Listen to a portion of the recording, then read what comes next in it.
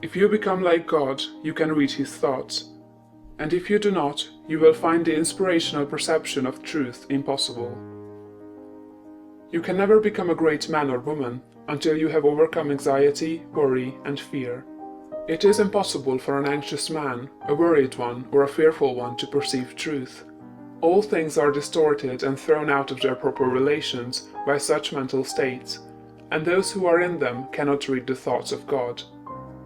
If you are poor, or if you are anxious about business or financial matters, you are recommended to study carefully the first volume of this series, The Science of Getting Rich.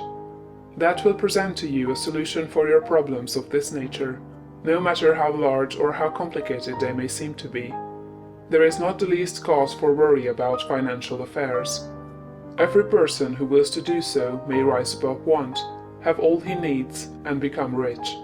The same source upon which you propose to draw for mental unfolding and spiritual power is at your service for the supply of all your material wants. Study this truth until it is fixed in your thoughts and until anxiety is banished from your mind. Enter the certain way which leads to material riches. Again, if you are anxious or worried about your health, realize it is possible for you to attain perfect health so that you may have strength sufficient for all that you wish to do and more.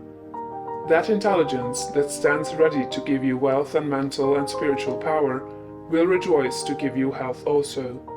Perfect health is yours for the asking, if you will only obey the simple laws of life and live aright. Conquer ill health and cast out fear. But it is not enough to rise above financial and physical anxiety and worry. You must rise above moral evil-doing as well. Sound your inner consciousness now for the motives that actuate you and make sure they are right. You must cast out lust and cease to be ruled by appetite, and you must begin to govern appetite. You must eat only to satisfy hunger, never for gluttonous pleasure, and in all things you must make the flesh obey the spirit. You must lay aside greed, have no unworthy motive in your desire to become rich and powerful. It is legitimate and right to desire riches, if you want them for the sake of the soul, but not if you desire them for the lusts of the flesh. Cast out pride and vanity. Have no thought of trying to rule over others, or of outdoing them. This is a vital point. There is no temptation so insidious as the selfish desire to rule over others. Nothing so appeals to the average man or woman as to sit in the uppermost places at feasts, to be respectfully saluted in the marketplace, and to be called Rabbi, Master. To exercise some sort of control over others is the secret motive of every selfish person. The struggle for power over others is the battle of the competitive world, and you must rise above that world and its motives and aspirations and seek only for life. Cast out envy. You can have all that you want, and you need not envy any man what he has. Above all things, see to it that you do not hold malice or enmity toward anyone. To do so cuts you off from the mind whose treasures you seek to make your own.